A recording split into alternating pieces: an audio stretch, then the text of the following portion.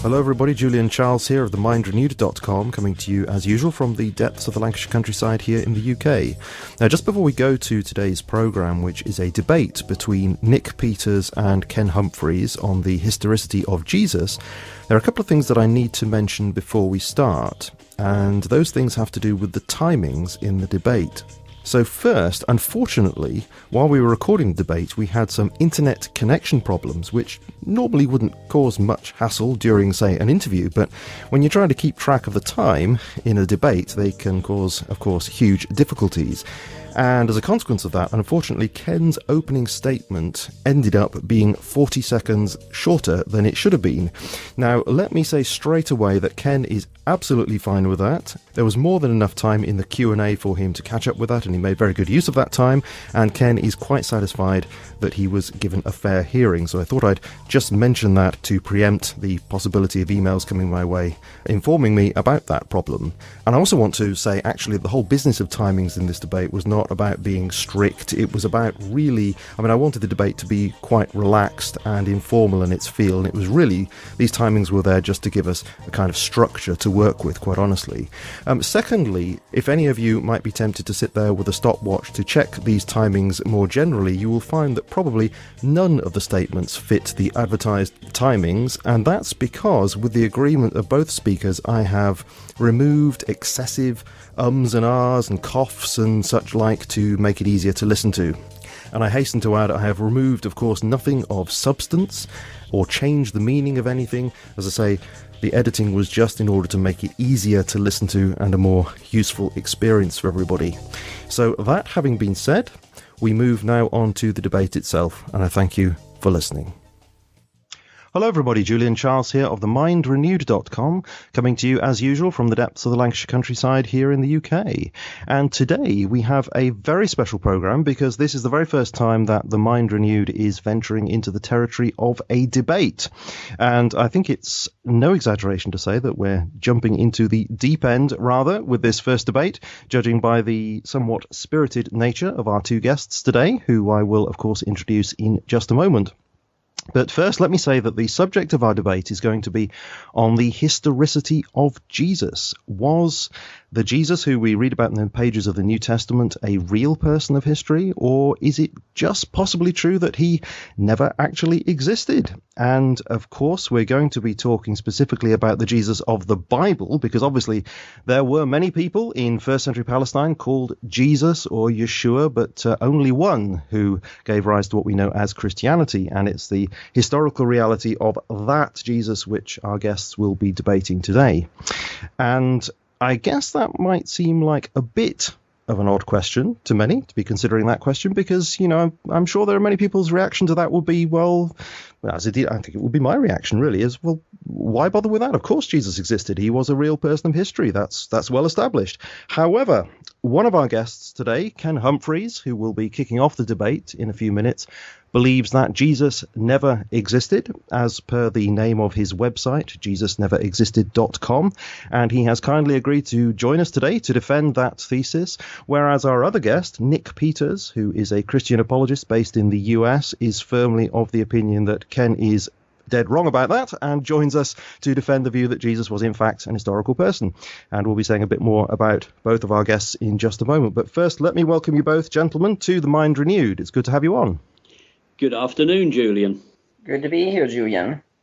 Good afternoon to both of you. It's really good of you both to come on. Thank you ever so much for your willingness to make this debate possible. So can I start with you, Nick? I came across you and your work through JP Holding, who was on this program a few months ago, and I know that you know him very well. And when I said to JP that I was thinking about organising this debate with Ken, he said that he thought that you would be very keen on it, so I'm very glad that you said yes. Mm-hmm. And you have this web-based ministry, don't you, called Deeper Waters, which is a blog and a podcast, and you've interviewed an impressive number, I have to say, of very highly regarded Christian scholars since you started. So when did you actually start that?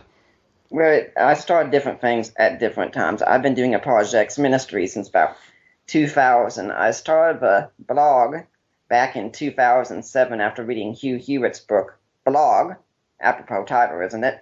And I started a podcast around 2013, found a carrier, and the podcast I think has been gaining popularity, and it's been one of the best times that I've had. One of the things I like to say about the show is every time I sit down and do a show, I gain education as well, because I've got 2 hours to sit and talk with a guest and ask them anything that I want to.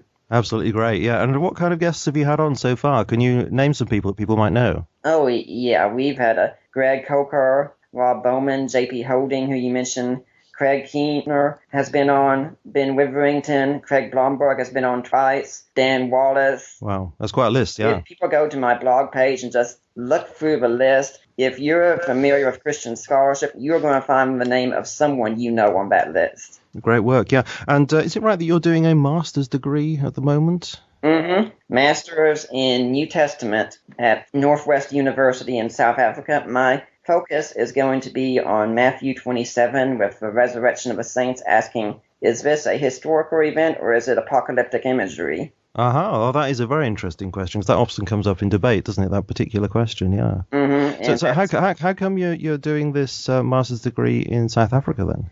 My father-in-law recommended that I go to that school. He said it's got good accreditation, said I could really get a degree that would make an impact there and get a degree quickly as well, which is helpful. Because once you get a master's, you can start teaching, and that's what I'd really love to be doing, is teaching. And in the notes that you sent to me, Nick, you mentioned that both you and your wife have been diagnosed with Asperger's. So I'm just wondering how that affects your ministry. Do you find that that's something that God uses in some way in your ministry? It's really odd in some ways, because my wife had said if she could find a cure for it, she'd take it, and I think that could help her. But if a cure was offered to me, I'd say thanks, but no thanks, because I think Asperger's really affects the way my mind works, allows me to see reality through a different lens. I had a friend who I knew in Bible college and seminary, and he called me when his son was diagnosed with Asperger's and said, what do you think? And I said, God has given you a great gift. You are going to see the world through new eyes that you've never seen it through before. Enjoy it. And it doesn't mean it's not without its challenges. Many times in social situations, it can be very difficult and awkward. You can freeze up in some circumstances. But I'm fortunate that my wife and I tend to freeze up in different circumstances. So when I reach a point where I don't know what to say, she's usually right there, and she's the best one who knows how to say just the right thing to help calm me down. Great. So you complement each other really well. That's wonderful. Oh, I compliment her constantly. Oh, you mean a different kind of compliment. Yeah. Okay. Well, thanks ever so much for coming on, Nick. It's great to speak to you. So can we turn now to Ken Humphreys? Mm-hmm. Now, your name came up actually in a conversation I was having with somebody on the TMR YouTube channel. And this person specifically recommended you as somebody who could articulate this particular view about Jesus. So thank you for coming on. And as I mentioned, you run this website, JesusNeverExisted.com, and I understand that you have a book by the same name, but, well, actually without the .com. And I guess the title kind of says where you're coming from with all this, but how did you get into doing this kind of thing? You know, writing, talking, creating videos and all that? Well, how did I get into it? Essentially, almost by accident, because I started to write a different book originally. I wanted to write a book on the Dark Ages, and that's what drew my attention to the church. And I thought, well, if we're going to have to look at the church, which of course has much to do with the Dark Ages, we have to start with the founder, let's say, of this church, Jesus. So I thought, well, let's have a look at what we know about Jesus and start with him. And until that point, I should say that I thought Jesus existed like everybody thinks, you know, or let's say the vast majority of people think. As you said in your opening comments, the one's normal response is to say, well, of course he existed. That's what people usually say. And I would have said that as well for most of my life. Well, of course he did. The interesting thing is when you say, well, OK, of course he did. But let's say, what can we really know historically about Jesus? That's when you discover something quite extraordinary, that in fact you enter a void of historical information. And that's what drew me into this what has been a long-term project and a major chunk of my life, the very fact that however deeply you dig looking for Jesus, you do not find him. You find evidence of belief for sure, but you do not find the historical character. And I thought that was very interesting and very worthwhile sharing with other people. And from the website, people asked me, is this available in a book form? So eventually a book form came out, and then that's been followed up by a YouTube channel, and now a second book has just been released as well. So it's taken over. And I can see that you're already coming across quite forcefully, and this is one of the things I notice about your website, actually. It's a very forceful and quite argumentative kind of website, and I get the feeling that you don't give the opposite view very much of the benefit of the doubt, and I'm just wondering if you've consciously adopted that kind of style, or is that just you? Is that your personality? Well, but let me put it this way. I have Christian friends, right? I do. I've recently attended the wedding of two Catholic friends of mine, and we are great friends. There's no issue with Christians on an individual basis, and I'm sure I'd be happy to have Nick here come over for dinner. That wouldn't be a problem. But I do have a problem with Christianity because I look at it from the point of view of an historian and the effect that Christianity has had on the development of human society, and it's been a very damaging effect. It's led to so much cruelty, so much death and mayhem across the world and across the centuries. That's why I speak in a very emphatic manner. I mean, if you could, if you like, make the mental leap, I feel very much as if I'm talking about a criminal organisation. That's why I don't mince my words when I talk about the subject. Wow. Okay. Right. Well, that's certainly very interesting to get a kind of preview of the way you speak and the way that you argue your case. And you said that you'd come at it from the point of view of an historian, and your educational background is in history and social sciences. Is that right? That's correct. Yes. And computing. Yes, indeed. Yeah. I've spent a lot of time in the early years of the computer business and gone back into education from time to time. So, yeah, that's my background, both in Britain and abroad. Okay, and the last thing I want to ask you about is the fancy dress parties, because when we first spoke on Skype, there was this wonderful image of, actually it's still there, yes it is, with you wearing a crown, yes. And I was slightly disappointed that you sent me a different picture to go with this debate. Well, you're not wearing a crown, but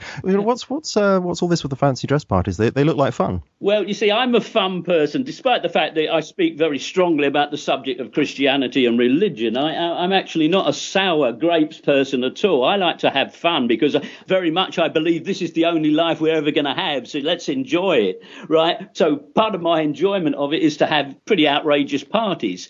It sounds like a great idea. Yeah, indeed. Although I would say I don't think this is the only life, and I think we can probably enjoy both, but that's just my way of looking at it. Okay, gentlemen, now it's, as I say, it's great to speak with you, but of course we do need to move on because I'm looking at the time here, so I thought that I would say quickly now a few things before we get going. Now, the first thing I want to say is that although I do consider debate to be very useful, it's a very useful way of thrashing out ideas, giving a good introduction to whatever the subject is, I do actually rarely think that debates are good at finally settling the issue. So at the end of this, whoever feels, this person's won or that person's won the debate, I'll put one in inverted commas there, let me encourage everybody to continue looking into this subject, because at the end of the day, there is no substitute for personal study, and I'm quite sure that both of my guests today would agree with that. Absolutely. And secondly, my role, of course, in all this is essentially going to be as timekeeper. Obviously, as I've already expressed, I have, and as listeners know, I already have my views about this kind of subject. So, but I'm going to have to bite my lip and keep quiet during the main parts of this debate, although I may well chip in a bit anyway during the Q&A section that's coming up.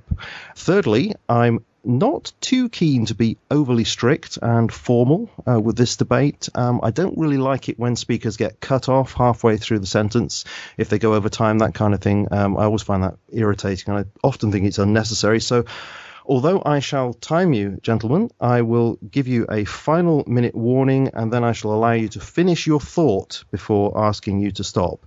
Within reason, of course. I'm trusting that you'll both respect my approach on that, and I'm sure you will. And also, of course, you don't need to use all the time that's available. That is up to you. But I also warn you that I will not let you have it back at another point in the debate. Okay, so as long as you understand that. Finally, the structure of the debate is going to be, we will start with Ken for a 10-minute opening statement in favour of the proposition that Jesus never existed. Then we will go to Nick for a 10-minute opening statement against that proposition. And then we will move straight into second statements or rebuttals. So then we will go to Ken for a 5-minute second statement, and that'll be followed by a 5-minute second statement from Nick. And after that, we shall then move into that period of Q&A, which I just mentioned. I will then alternately invite each of our guests to question each other. And as I say, I may well chip in a little bit with that as we go along. And then finally, when the dust has settled, we shall go into the closing statements. First of all, Ken for 5 minutes, and then Nick for the final 5 minutes. So I hope that's clear. Are there any questions from either of you? That's fine. Nick? Sounds good. Great. Okay, well, we shall proceed then. Ken, let me invite you then to begin the debate with your opening statement of up to 10 minutes, defending the proposition that Jesus never existed. And I'm getting my stopwatch ready here, such as it is. I'm not sure how reliable it is, but... Okay, off you go then. Okay, the proposition Jesus never existed. Yes, it might strike many people as pretty extreme. It certainly brings people up short. I know it gives probably offence to Christians because it's such a challenge to their way of thinking. If they live their entire life with the notion that Jesus is watching them, that they are in a relationship with Jesus, and that when they pass on from this life, they'll be joining Jesus, the rude awakening to discover that it actually is a non-existent historical character is not one that they will find at all comfortable. But I am committed to historical truth. I don't mind if people comfort themselves with some delusion relating to God or Jesus, but I'm concerned with historical truth. Now, as I said a moment ago, I didn't begin my life with a determination not to believe that Jesus existed. I actually thought he did. I thought he did, as in the way that most people did. We grow up, in the Western world at least, in a Christian culture. Images of Jesus are all around us. The media covers stories about Jesus. The films are certainly chock-a-block with Jesus. So one doesn't naturally challenge the idea. And even if you don't accept the Christian notion that this was the Son of God, you know, it's not a difficult proposition to say, well, I think there was a man called Jesus. He was probably a nice man, or maybe he was a rebel, or maybe he was a philosopher or a healer or what have you. But you sort of feel very comfortable with the notion there was probably somebody. Now, that's where I was before I started my study of Jesus. And one is taken aback by discovering that the historical evidence for Jesus is actually so vanishingly impossible that you just cannot find it. There is no evidence there, not in the way that one might expect of somebody who was indeed a mighty and charismatic figure. We are obliged, of course, to consider the Gospels because they are our only source for the Jesus character. And whilst some people might be so minded to accept the Gospels as absolute truth, or at least containing the elements of truth, the fact emerges when you study them in some considerable depth. They are a story which has very little connection with the truth. And in fact, what we have in the gospel story is a more or less realistic historical setting into which an imaginary character has been intruded. The figure of Jesus didn't actually come to light from a human person whose reputation has been enhanced, but rather from the idea that such a person did appear at a certain stage in Jewish history and subsequently was crucified, and that people believed such a notion had really happened. But where do we actually begin this story? one of the startling discoveries is that the gospel writers are not the imagined apostles and disciples of Jesus at all, that the names given to the four gospels are the result of a church decision, and that these figures, Matthew, Mark, Luke and John, are very shady characters and certainly don't add their names to the gospels. So and most New Testament scholars will accept that these are anonymous documents. Now, that wouldn't be too bad, although it's surprising that they didn't append their name and say, I was actually there and I was a witness. So the four Gospels, then, they are anonymous documents, and the original, the first of them, is not the Gospel of Matthew, but the Gospel of Mark, the shortest of the Gospels, the Gospel that lacks any story of the birth of Jesus, the Gospel that lacks any a development of the resurrection appearances of Jesus. Is a very simple story. It is the basis upon which Matthew wrote a more developed story, and Luke and John even more developed stories, right?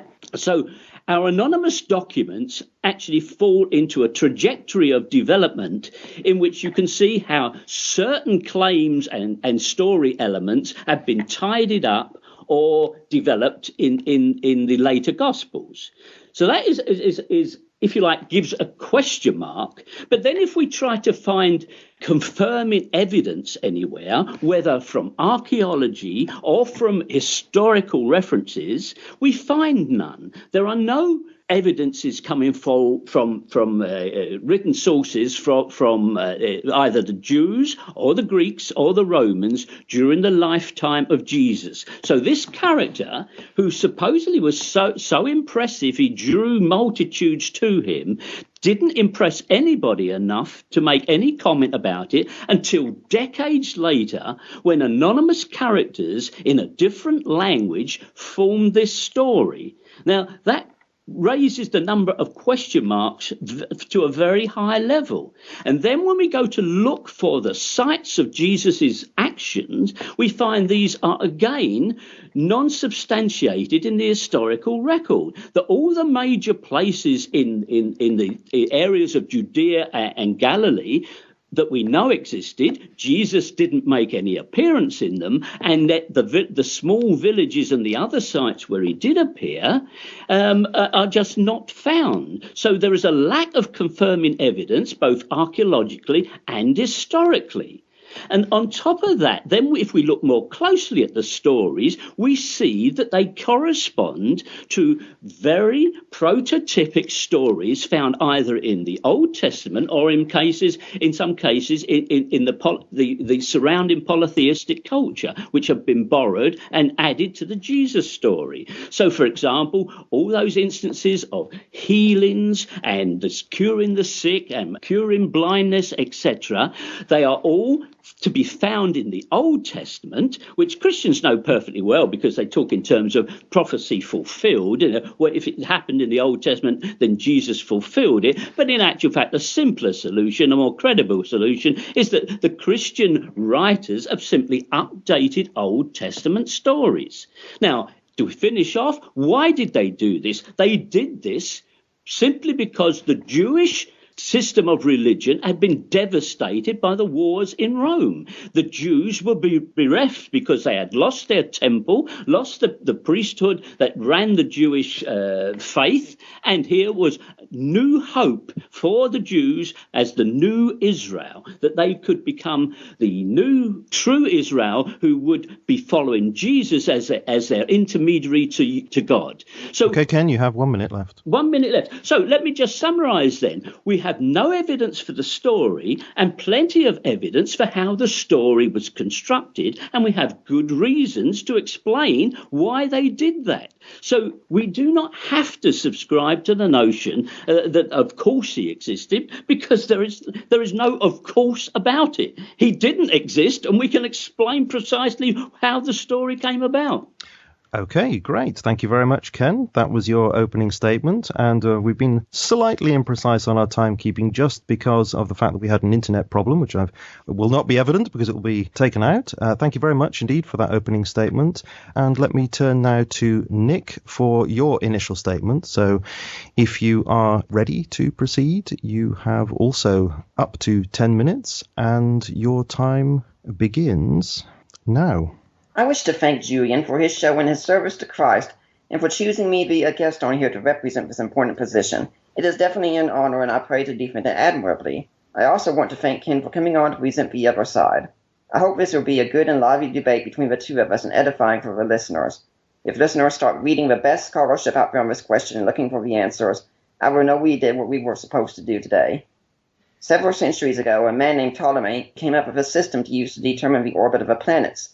This system was extremely convoluted, and it involved epicycles of planets changing just to make the system work. But the system did work, and it did work with the data that was available at the time. Ptolemy had one little problem.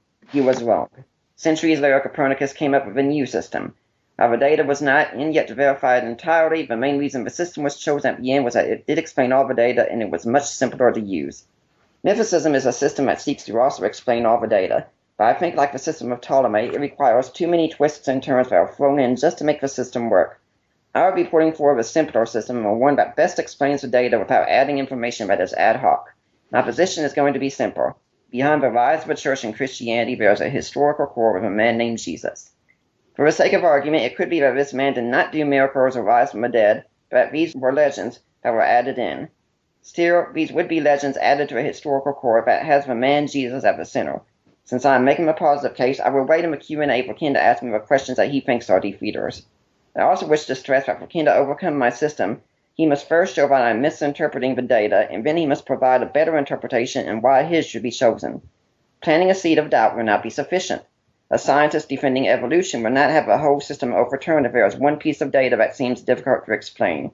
What we are dealing with are the systems as a whole. I'd like to start off with a statement you might find incredible coming from a Christian about Jesus in his time. That is that Jesus was not worth talking about. Jesus was a preacher in the area of the world mainly valued only for being a trade route, and the people often viewed with suspicion of the culture around him for being out of sync with their society. His career took a turn for the worse when he was crucified, thus setting him in a position of shame to all around him. Any hopes he had would have died with him, and his followers would have all quit. As N.T. Wright says, in those days when your Messiah died, you went home or you found a new Messiah. In light of this, what amazes me is not how many people did not mention Jesus. What surprises me is that anyone did at all. Indeed, what we have is 4 Gospels that were written, and I would contend within the 1st century, an account of the early church in Acts, and numerous epistles, many of them from the hand of Paul. Considering the time of the event and the dating of the writings, this is an incredibly short time in the ancient world. How short is it? Let's make a comparison. Hannibal was said to be a great general who crossed the Alps and nearly conquered the Roman Empire. By the way, it's worth noting we have 2 contradictory accounts of how he crossed the Alps, and no one doubts he did it still. With such a success as this, what record do we have of him from his time? We have 1 scrap. That's it. If we want a full account of what he did, we have to wait 60 to 80 years later for Polybius. This is about the same time frame liberal scholars place the Gospels at. Our first data is the epistles of Paul. What do we learn from them? About Jesus, we learn that he was descended from David according to the flesh and born of a woman at the appropriate time. He lived a life under the law and had brothers, one of which is named as James. He also had numerous teachings, such as ones on divorce and the final judgment. He instituted a meal of his followers the night he was betrayed. His death was around the time of Passover, as he is our Passover lamb. He was crucified by the Jews, and it was claimed after his death on the 3rd day that he had risen from the dead and was seen by many. By the way, all these claims come from Pauline epistles that are universally considered to be Pauline, so a forgery argument will not work here. We should not be surprised that Pauline epistles do not give a full account of the life of Jesus. That was not their purpose. What we find is allusions often to the teaching of Jesus in a high-context society, as shown by Pilch and Molina in their book on the New Testament world. Their listeners were to fill in the gaps in quotation of Scripture to show that this was the plan of God all along. When we get to the Gospels, we find that the Gospels, as Richard Burridge has shown, are Greco-Roman biographies. This would show that the Gospel writers were seriously intending to write what they thought was history. They could have been mistaken and wrong on some points, but let's be clear on their intent. Archaeology has been a friend of the Gospels, and especially Acts. This includes the finding of synagogues, the kind of boat used in the account of Jesus during the storm and walking on the water, The house archaeologists think could be the house of Peter, the bones of Caiaphas, the crucified man that gives clues to that of Jesus, and the pool of Bethesda described in John 5 and numerous others. Archaeology has not found everything. It never could. What we have found is astounding and sheds great light on the biblical narrative.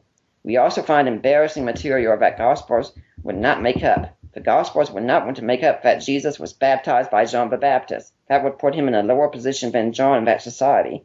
They would not want to make up that there were towns he could not do miracles in due to a lack of faith.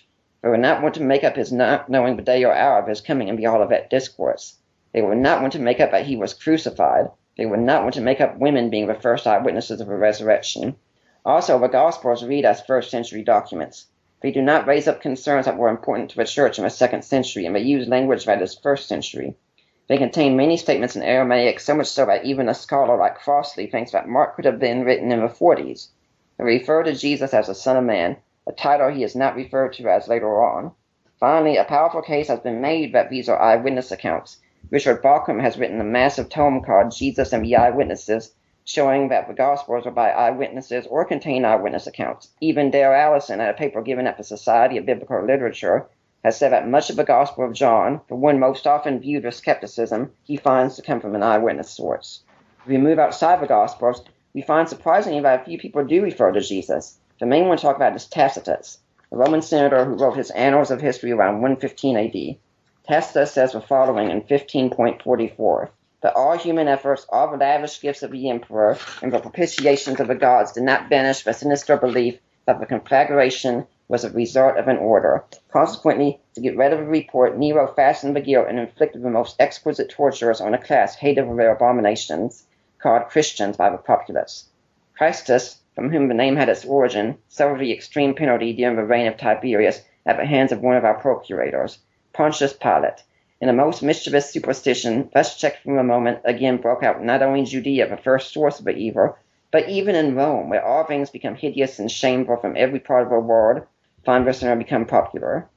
All the manuscripts of Tacitus that we have contain this, so to say it is an interpolation would require strong evidence, since there is no textual evidence. This account is also not one Christians would make up. It does not speak honoringly of Christ, it treats Christianity and Christians as shameful, and in fact it's more of an off-the-cuff remark. Tacitus does not mention Christ to tell us about Christ, but to tell us about the Christians. Interestingly, this is the only passage in Tacitus that mentions Pontius Pilate. Some might say that Tacitus' source was hearsay, but in the 4th book of the Annals, Tacitus says about another account that, my object in mentioning and refuting this story is, by conspicuous example, to put down hearsay and request all into whose hands my work shall come, not to catch eagerly at wild and improbable rumors in preference to a genuine history which has not been perverted into romance. Tacitus was a diligent and thorough researcher. Some think he might have got it from his best friend Pliny.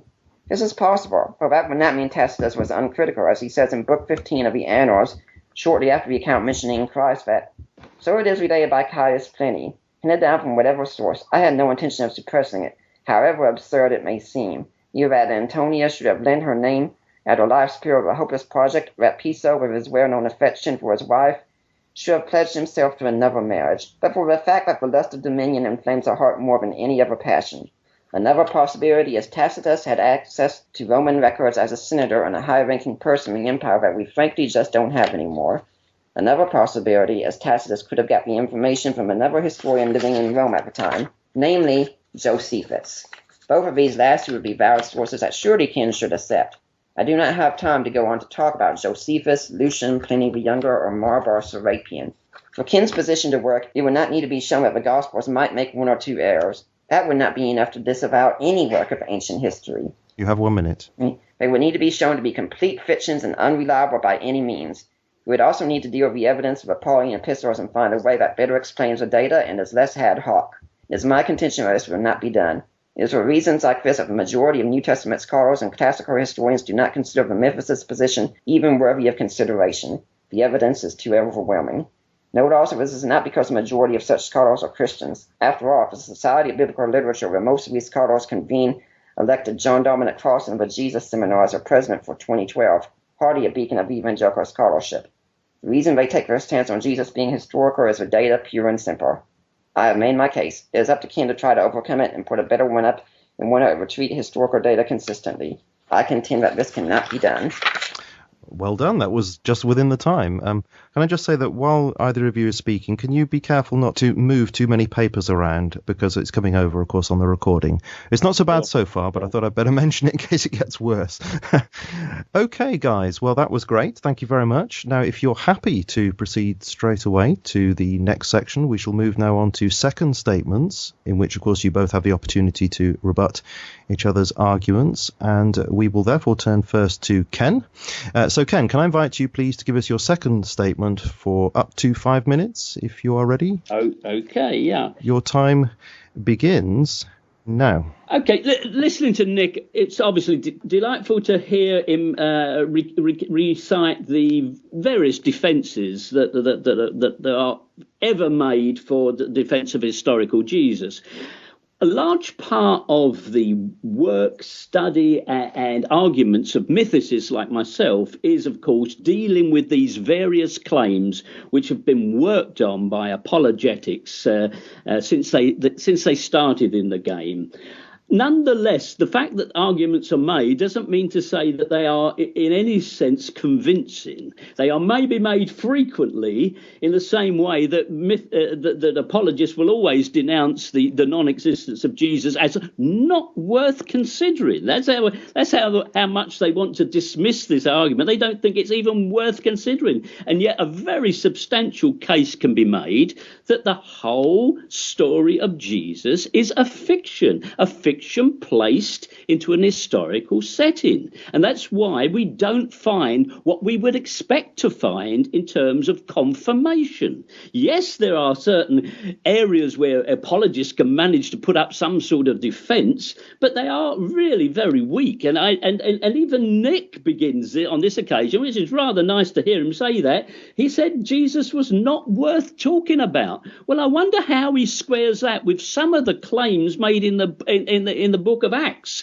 about how Jesus caused such a stir in Jerusalem that a very substantial part of the population very rapidly were rallying to the cause of Jesus. That doesn't sound like somebody who's not worth talking about. But the extraordinary thing is nobody wrote anything for decades. And no matter how much they try and push the Gospels into an early date, there is no substantiation that they were made anything earlier than perhaps the aftermath of the Jewish war, which ended in the year 70. So they are certainly not early documents. And then you have to deal with the fact they're written in Greek. They're not even in the language that Jesus may have spoken. So you have an alien language used to tell a story that with some difficulty fits into the actual landscape of the time. I mean, very serious questions arise about the existence or non-existence, I should say, of either Nazareth or any of the other venues where Jesus supposes did his wonderful works. And yet he avoids all the main towns where he might have actually been noted. There seems something incredibly contrived about that. Now, Nick has devoted quite a bit of his opening comment to Tacitus, but let's make one point about Tacitus. Tacitus wasn't in Palestine or Judea, and Tacitus wasn't even born when Jesus died, according to the story. So this is a very late testimony. I know it's one that apologists love to use again and again and again, but I think the balance of probability is that Tacitus was merely reiterating what he heard from Christians of his own time, which was the second decade of the 2nd century. And that's very late to substantiate a man in the early part of the 1st century. Why don't we find any of this confirmation evidence? How is it that the stories simply seem to echo the prototypes that appear in the Old Testament? They've been updated, and one can see when you arrange the gospel tales, the 4 of them in the order in which they were actually written, you can see how the story was tidied up and embellished with each version of that tale. So I think we do the world a disservice if we aren't prepared to discuss this certain probability of its non-existence, and not to allow apologists to get away with the idea isn't even worth considering. Well, Ken, I will let you have another minute if you'd like it. Okay.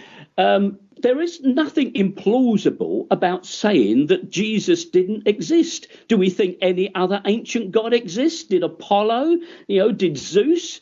Did Adonis? Did Mithra? I mean, all these gods were believed in, and yet they are all the product of the human mind. They are not historical characters, and nor was Jesus. Okay, right. Well, you didn't take another minute. That's absolutely fine. That's your prerogative. It was there for you if you wanted it. So, Nick, if we could move to your second statement then. You also have roughly 5 minutes if you want to use them. Okay, and your time begins now. Well, Ken has made an interesting reply, seeing as I really don't think he dealt with a lot of what I said, including using the term apologist repeatedly. Now, it's true I'm an apologist, but the statements I made could have been made by an atheistic New Testament scholar just as much. In fact, I have dialogue with a number of them from time to time. Interesting points that he's made that I really think need to be dealt with. One thing, he says that Jesus was made to be a fulfillment of Scripture, and therefore we should be somewhat skeptical, at least, of his existence. But what about the Qumran community? The Qumran community saw themselves as a fulfillment of Scripture.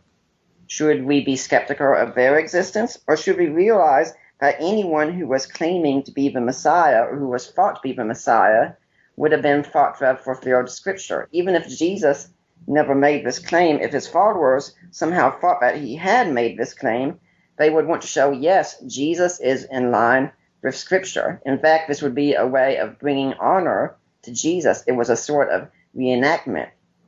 Ken also hasn't dealt with the evidence of the Gospels very well. I have brought up the point of Richard Burridge identifying them as Greco-Roman biographies. Nothing has been said about this. Greco-Roman biographies are not written as fiction. He has also talked about how someone isn't a contemporary, and that leads us to be questionable. By those standards, then, we should question the existence of Hannibal, because Polybius doesn't mention him until 60 or 80 years later, and we could say it's quite likely that Polybius hadn't been born by the time Hannibal had died. If we followed Ken's standard, we would wind up throwing out much of ancient history. And this is the problem that I have with what Ken says overall, and with Memphis' position. I find that it can just not be consistent.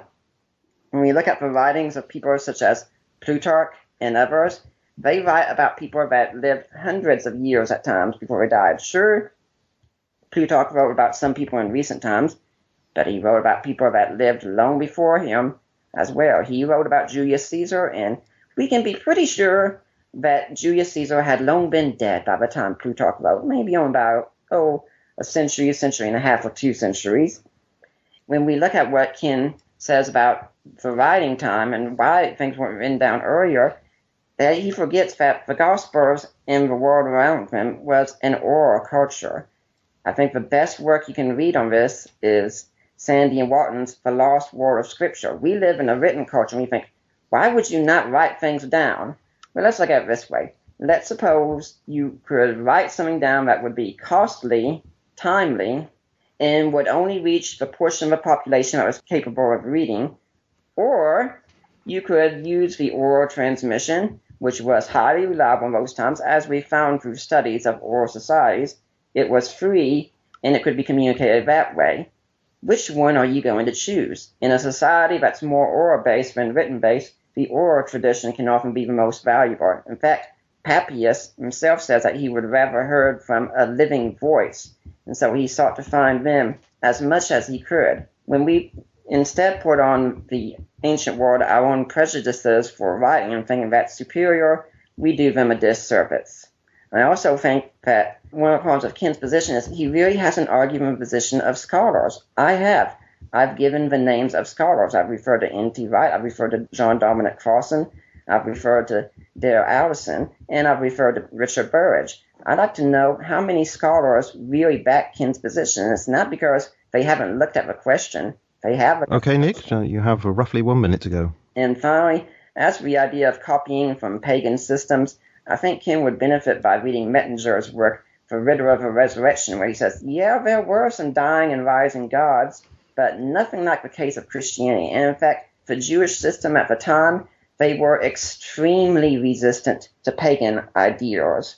So much so that when we look, for instance, one example of this is the garbage dumps that we find. After 70 AD, we find pork remains there. Before, we don't. We find systems of pottery used that would be upheld by Jewish law before the destruction of the temple. Jews were resistant to paganism after they got back from the exile, and they kept that position. I really don't think Ken has made a substantial case, and he needs to deal with the data from leading scholars. Okay, you need to draw it to a close. That's you, is it? Yep. Marvellous. Okay. That was a pure coincidence. I thought perhaps you were going to say another sentence there.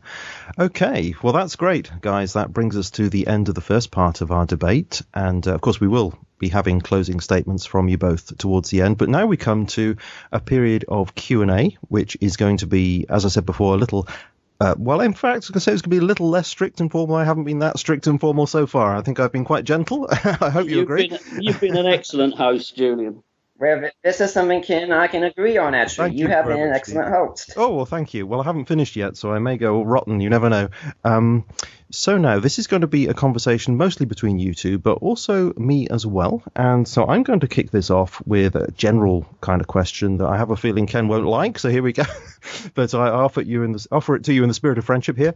Yeah, I'm just wondering, in the notes that you sent to me, Ken, you describe yourself as a hardcore atheist. That's your quote there, a hardcore atheist, which kind of suggests that you're pretty much set in your ways. So I'm just wondering, I have heard you say in other debates and interviews and things, you say that you're open to the evidence, and I'm just wondering if that's really the case. Are you not perhaps, as a hardcore atheist, so set in your ways that actually no amount of evidence is going to convince you? Well, some evidence could convince me. If the Virgin Mary appeared in my living room this evening, I think I would embrace that fact. Somehow I don't think she will. Why I say hardcore is because I'm used to some people who claim to be born-again Christians or apologists or what have you, who come out with a story that they once were atheists, And it usually transpires that sometime during their teenage years, they, maybe for one summer, they refuse to go to church or something. I don't think you blow in and out of the idea of being an atheist with such a cavalier attitude, or even just in a sense of anger. Well, you are speaking to somebody who did actually go through an atheistic period. I can tell you it was longer than just a little season like that. But yes, you're right. I was brought up in the Methodist Church, and then I rejected it for several years, and then became a Christian. But I just want to challenge you on this business about the Virgin Mary appearing to you. That does seem to be a extremely high standard of evidence that you're asking for there. It's like you're saying, well, I won't believe unless something absolutely fantastically miraculous happens. Is that the way you're conducting your research? I say that in a certain sense of whimsy, Julian, because I've come across Christians who frequently over the internet, at least, appeal to me to pray, right? And if I pray, they assure me, there's no doubt about it, they assure me God will make his presence known to me, right?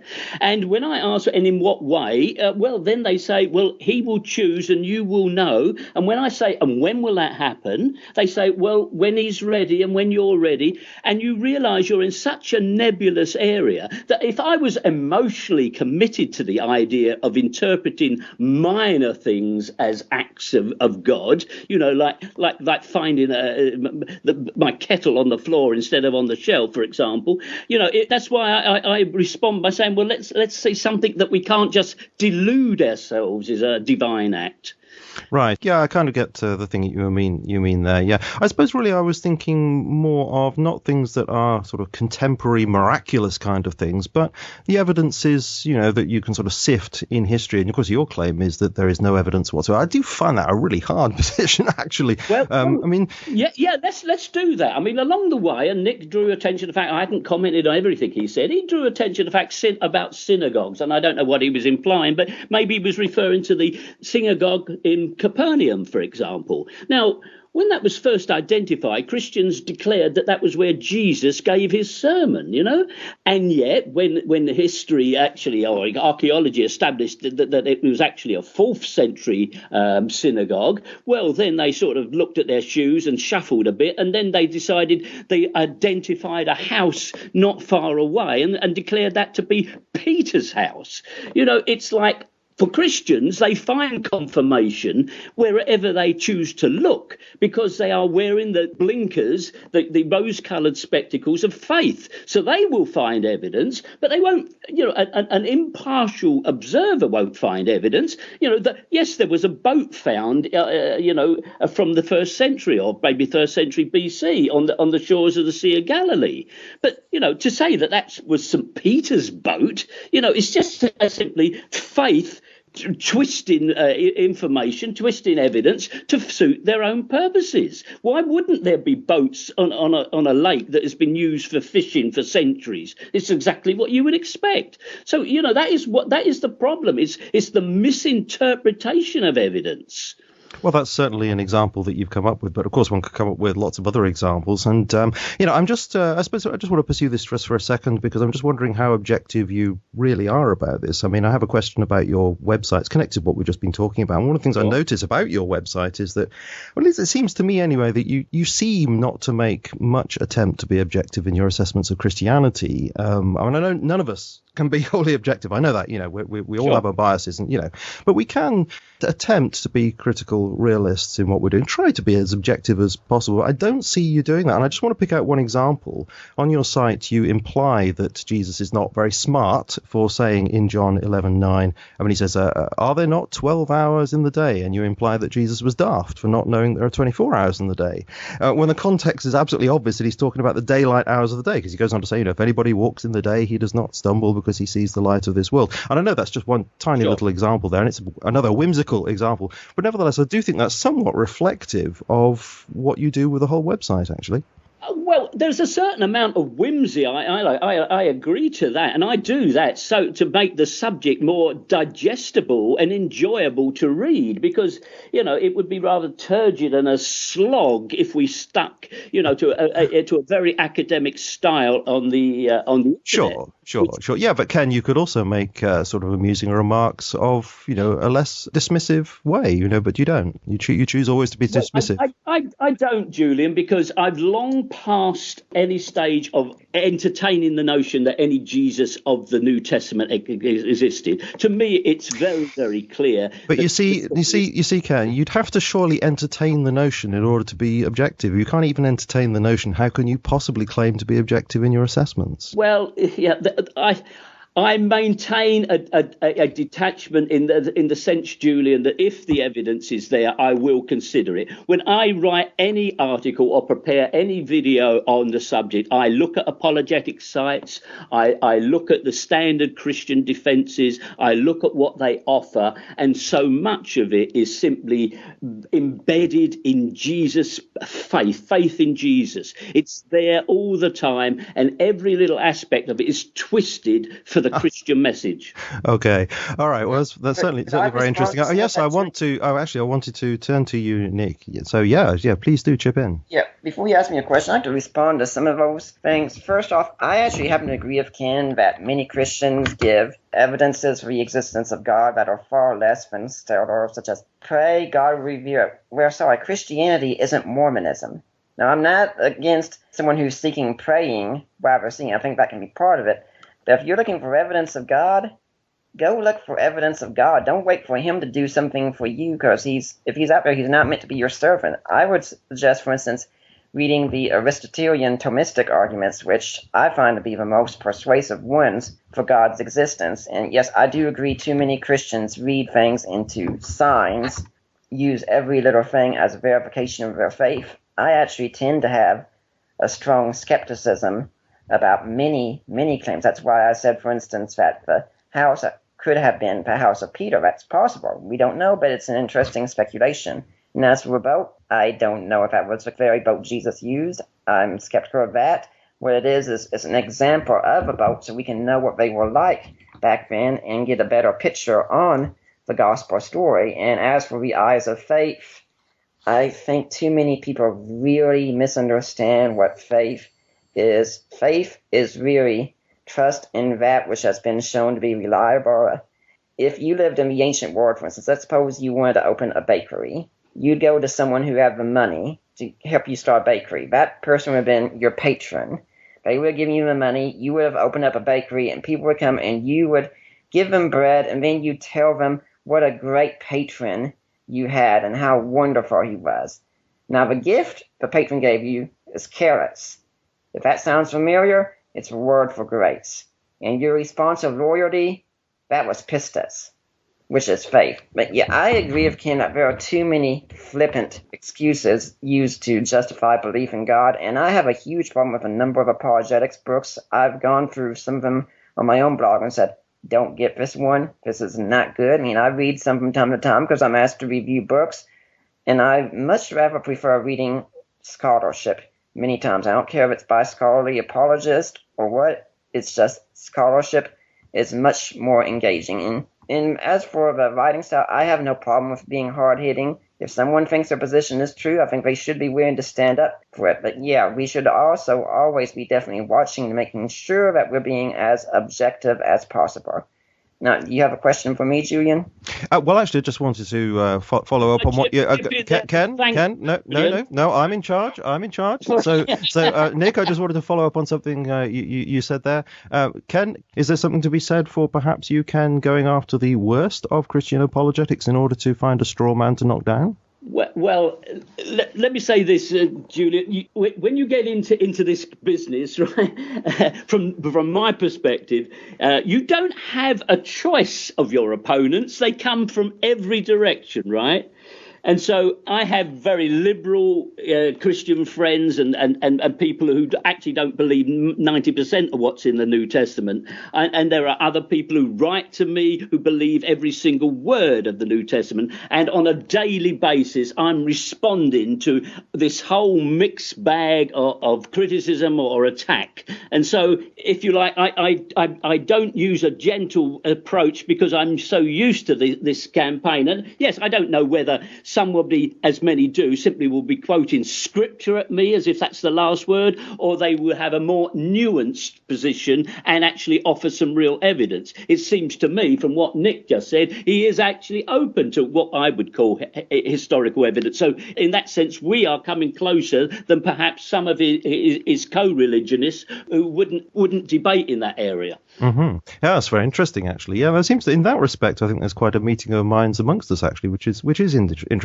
So, Nick, do you have a question for Ken at all? Well, I would say, what Ken just said also, I always encourage Christians, I talk to them, read the best scholarship on both sides of an issue. And if you don't read on an issue, don't talk about it. You'll end up embarrassing yourself.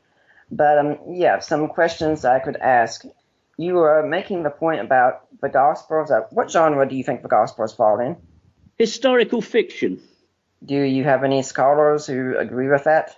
Yeah, quite a few of them. And there's a list of them, Nick, on my website that is about a yard long.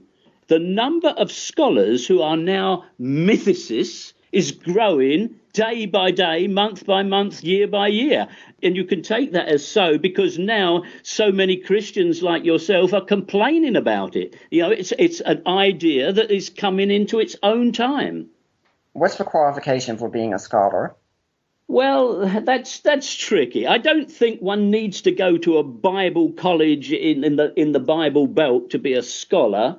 You know, some of the greatest scholars of all time were self-taught individuals. But there is, you know, one hopes that people can write, you know, standard English and articulate an argument in a correct fashion. That would make them a scholar. I would hope they know what they're talking about, for sure. So when you say that you have this yard long of scholars, then a lot of them could be just presumably bloggers. Is that right? I don't know. I'm not saying that, you know, therefore they shouldn't be writing, but I mean, is that what you mean? I would say there's a lot of intelligent people, Julian, whether they're just bloggers, I don't suppose anybody is just a blogger. Most bloggers have got some sort of academic background of some sort. Absolutely. Which is why, yes, I was trying to say I don't think they shouldn't be writing what they're saying is not valuable. I mean, I'm a blogger myself, so there you go. Exactly. But I just wonder what you meant, because I got the impression Nick was talking about credentialed people within a certain area of study, whereas you're not. So there just seems to be a difference between what you two are talking about. That's all. Yeah, but you say, Julian, you would know that the establishment of biblical studies has, from its beginning, been dominated by believing Christians.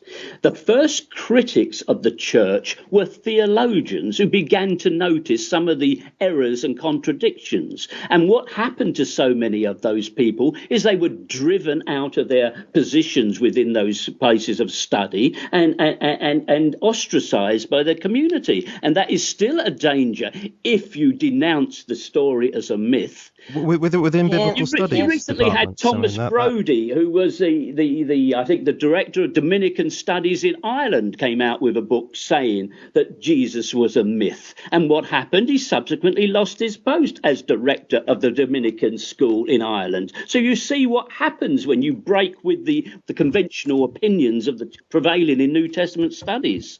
Ken, the problem, though, is that many of the people on your list, indeed, they're not scholars. I mean, if you're counting someone who has a blog and speaks intelligently and such, I would hope I would be included in that group, but I would in no way call myself a scholar. A scholar is someone who has reached PhD level of research in a credentialed field and has passed peer review in that field. I mean, Richard Dawkins, for instance, that would be a very contemporary definition of a scholar. Yeah, Richard Dawkins, for instance, would be a PhD in the area of zoology, I believe, and so he could comment on biology and something like that. But if he comments on philosophy, unless he's done the study there, which he hasn't, he is outside of his turf. Now, someone like, say, Richard Burridge certainly counts as a scholar in the New Testament, but he's not going to count as a scholar if we're talking about psychology. So, I mean, when you say you've got a long list of scholars, I don't think you really do. And so what I'm wondering is, for instance, when it comes to the Gospels as historical fiction, have you interacted with a real scholar who is credentialed and accepted as a scholar by scholars, such as Richard Burridge? Nick, if you need names, and if any of the listeners need names, they are in an article on my website, which is Jesus Never Existed Scholars, right? And that list grows all the time. Now, yes, many of them may not reach your current and contemporary definition of a scholar. In other words, it's someone who attends a PhD course at one of your seminaries or biblical schools. That's a very narrow definition of scholar. You know, a brilliant mind is a brilliant mind, whether he goes down that particular avenue or not. And such people have, throughout the history of mankind, written much of our history. Okay, can I just say that to some extent we're going down a bit of a cul-de-sac here, which I think we need to move on from, otherwise we'll talk about nothing else. But I just wanted to add one thing, Ken. I mean, it is the case that in a lot of biblical studies departments there are people who do not believe that, you know, Jesus is the Son of God, etc., but they nevertheless believe that Jesus is an historical character. And it just seems to me, what kind of onus is there upon them to reach that conclusion? You know, they seem to have a tremendous amount of freedom to reach their own theological conclusions, and yet many of them say, yeah, well, Jesus did in fact exist, and, you know, there could be a large yard-long list of names to add there as well. Indeed. But let's put that in some sort of historical context then, because, you know, a century or two ago, you wouldn't have been able to say that. But now we do have scholars who have a minimalistic interpretation of Jesus. So I agree with you. They do exist. And they say, well, he's not a son of God. He didn't do all these things at all. It was really quite a minor character. That is absolutely so. The problem is they come up with different characters. Their minimalistic Jesus is actually, you know, almost a personalized one. There are many different shades of opinion as to who this minimal Jesus is.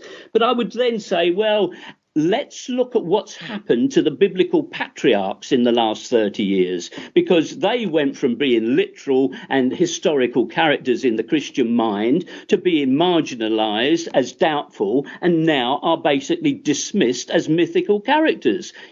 This is the result of modern study of the subject. These characters are losing their place in history and gaining a place in mythology. And even Nick said Jesus was not a person worth talking about. So we can see how we're going down this road. Yeah, okay, turn to you then, Nick, to respond to that. What do you reckon to that? Yeah, well, when I said Jesus wasn't a person worth talking about, it's because he died a shameful death on a cross, and no one wanted to talk about that. But the main things I can talk about is that, yes, the definition of scholar is narrow. It's supposed to be. Not just anyone can call themselves a scholar. But getting to the main questions that we need to be talking about here, for instance, you talked about the Gospel of Mark. Kim, do you know what an inclusio is?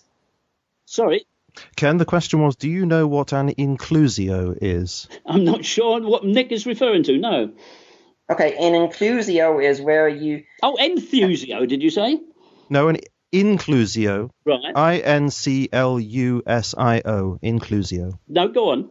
An inclusio is where you start with a statement or a referent, then you end with that same referent, and everything in between is supposed to be connected to that. For instance, in the Gospel of Matthew, we find that Jesus is called Emmanuel, God with us, and in the end it says, I am with you always to the end of the age. The whole story then is this is about God with us. Now, do you know who the first apostle is named in the Gospel of Mark and who the last one is? The first apostle and the last apostle that are named in the Gospel of Mark. No, but it's easier for you to say because I'm having to rack through my memory to do that. Okay. I'll go ahead and say it's Peter. And the reason this is because, as Richard Bauckham has argued in Jesus and the Eyewitnesses, Mark would be writing the eyewitness testimony of Peter. And since these were things that Peter would have witnessed, that's why you wouldn't have something in there like the virgin birth, for instance. And in fact, to give further credibility to the account, if a church is sitting around thinking of names for the gospel and say, okay, we got this one here, this short little one, what kind of name do we want to give? Now, you can go with Peter, who's this head apostle, Jesus' right-hand man, as it were, high position, or you can go with little Mark here, who's a mama's boy who ran away during a mission in Acts and caused a rift between the first two great missionaries the church has. Which one are you going to go with? Are you going to go with Mark or Peter? And strangely enough, the church went with Mark. The only reason I can think of they did that is because they knew Mark was really the one who wrote it. Well, it's a point of view. I don't think you can prove that so, but it's an argument. It's a point of view and an argument, and it needs a defeater if you're going to say something against it. But if we move on to the writings being anonymous, do you know who wrote Plutarch's writings? Did you say who wrote Plutarch? Right. No, why don't you tell us who wrote Plutarch? You don't know who wrote Plutarch? I would assume Plutarch, but perhaps it's a whole... I have to say, I think, Nick, this is perhaps a style of questioning that is not quite fair, so I wonder whether you could move to a different style. Okay, well, the reason I say who wrote Plutarch is because Plutarch's writings are for the most part anonymous, and we know that he wrote them largely because his grandson said it later on. There were a lot of writings that were anonymous in the ancient world, and E.P. Sanders in his book, The Historical Jesus, has argued that the Gospels would have made themselves anonymous simply because they wanted to attract attention to Jesus and said, this is Jesus' life according to so-and-so. But meanwhile, some scholars like Martin Hinger and Richard Bauckham have argued that, in fact, the scrolls would have originally contained the name of the writer of the account. In fact, when we look at the church history, the fathers are pretty much unanimous, aside from the Gospel of John, on who wrote the Gospels, and even in John, they agree that a person named John wrote the Gospels. Nick, I have a question for you. This is really echoing what Ken was saying a few minutes ago, how, Sure. in his opinion, modern scholarship has continued down the trajectory of apparently showing that the patriarchs didn't exist. Is your own research backing up what Ken is saying there? Well, I'm really not an Old Testament researcher, so I can't argue for sure. I do know that there are ones that are like Finkelstein and such that are popular that do argue this kind of notion. And I can say the arguments I've seen, I'm not really entirely convinced. I think a good counter to that could be Hofmeyr with his books Israel in Egypt and I believe Israel in Sinai. And he gives some good, interesting evidence when you can look at works like a Treaty of a Great King that shows that Deuteronomy was a suzerainty treaty. And I am definitely looking forward to John Walton's book coming out, The Lost World of Adam and Eve. Should be out next year. John Walton is, at this point, my favorite Old Testament scholar. Highly recommend his work. Okay, well, that sounds like an area that we can't really discuss very much if you're not into that particular area very much. So, Ken, do you have any particular questions you want to put to Nick? Well, there's one I could ask him. It's a question of detail, but it'd be interesting to see where he's at, because obviously Nick has got some aspects of openness to, if you like, neutral information. I'd like to know what he does feel about the saints mentioned in Matthew 27. Did they rise from their tombs and march into Jerusalem after the resurrection? Actually, it's not what I feel, it's what I think. And my answer at this point is I really am not planning on saying anything whatsoever because that is the area of my research, and I don't want to say at this point, yeah, I think this is what happened, or no, I don't think this is what happened, because that could sully my research before I get into it, and I'm trying to be as open to both sides. I can say I do find convincing arguments on both sides. Okay, could you tell us then what the two sides are, roughly, Sure. in that debate? Well, one side is pretty straightforward. The idea is that this really happened. This was a historical event with some number of people rising up from their graves and going into the city after the resurrection of Jesus. The other side, put forward especially by Mike Licona and held by other people such as Michael Bird and William Lane Craig and still others, is that this is an apocalyptic event. And what it is that in Greco-Roman biographies, when a great king died, you would find numerous events happen of a miraculous and unique nature. And these were meant to show that a great king had died. And there can be no doubt that Matthew is writing to depict Jesus as a great king. And so what this is kind of like flavor text, as it were, special effects meant to illustrate that Special Jesus effect. was a great king. Right. So this could be like a literary convention then. So when we go to, say, Mark 13, which is often called the Little Apocalypse, there we find that Mark 13 is quite different from the majority of the rest of the Gospel, and it's because it's moved into a different literary style. Is that the kind of thing you mean? Yes, and the ancient writer, Julian, I must interject there, because although the language will be different and you call it a writing style, I would simply say it's fiction. You know, either which way, we agree it didn't really happen. That's an interesting way of putting it, Ken. Well, I suppose you would say that because you would think that the Jesus who delivered those statements didn't exist. So I suppose you'd have to say it was fiction. That seems to be to prejudice your judgment of the text itself. You are talking about a pretty extraordinary event there, Julian, which has no witnesses and no other evangelist repeats the story. Yes, I agree with you, and that is a difficulty with it, isn't it? That's right. Julian, if I could say some things, I do know there are good counter-arguments to that position. Matthew, for instance, is the one most writing on messianic fulfillment, and this would be something that would be seen as messianic fulfillment, that when the Messiah came, according to some, the dead would rise. Besides, I'd like to get mainly to the point that you were asking about Mark 13. Yes, Mark 13 is written as what is called the Little Apocalypse. The last book I read on this was Jesus, the Temple, and the Coming Son of Man, by Robert Stein, and I do interpret Mark 13 and the other versions of the Olivet Discourse as an apocalypse. I think we do a disservice when we read them in a literalistic manner, that we have to realize that the writers were using Old Testament language, and the readers and listeners would have recognized that. And the position of people like Licona, Bird, and Craig, and others with regard to the resurrection of the saints would be that the readers of the time would know that Matthew is not recording a literal event, but he is recording something that's apocalyptic history, and it's not meant to be taken in that way. This was common in the ancient world.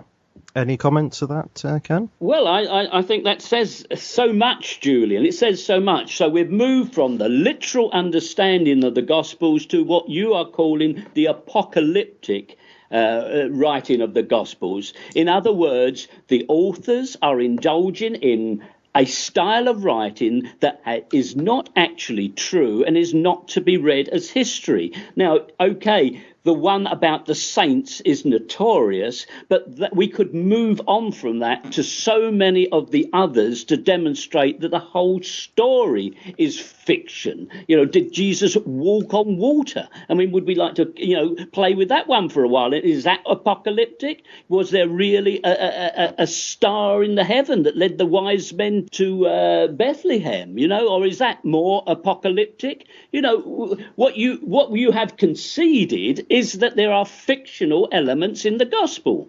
No, I haven't. I've conceded there could be apocalyptic elements. And if a writer did not intend to write a part of it as history, then it is not an error to take it as non-historical. Yep. The writers did intend to write many things as historical, and what we do is we study each of these on a case-by-case basis. You see, part of the problem a lot of skeptics have is they make the Bible into an all-or-nothing game. It's all this or it's all that. If one account in the Gospels is seen to be problematic, then all of them must be problematic. That's just planting a seed of doubt, and that's not sufficient to overturn the evidence, especially the evidence of Burridge that the Gospels are Greco-Roman biographies and should be read in that light. It doesn't overturn the archaeological evidence, and it doesn't overturn the firm historical setting of the Gospels. Nick, I think we can move from this point with some usefulness, you see, because I would ask you, how do you, as a reader of these texts, identify what is apocalyptic, as you call it, and what is literally true? How do you do that? I would go and use good methods of historiography. One thing I would want to consult first off as a non-scholar, I would want to consult the leading scholars on both sides of the issue. Do I want to know what people like Bauckham and Lacona and others say? Yeah. I also want to know what people like Ehrman and Crossan and White and Martin.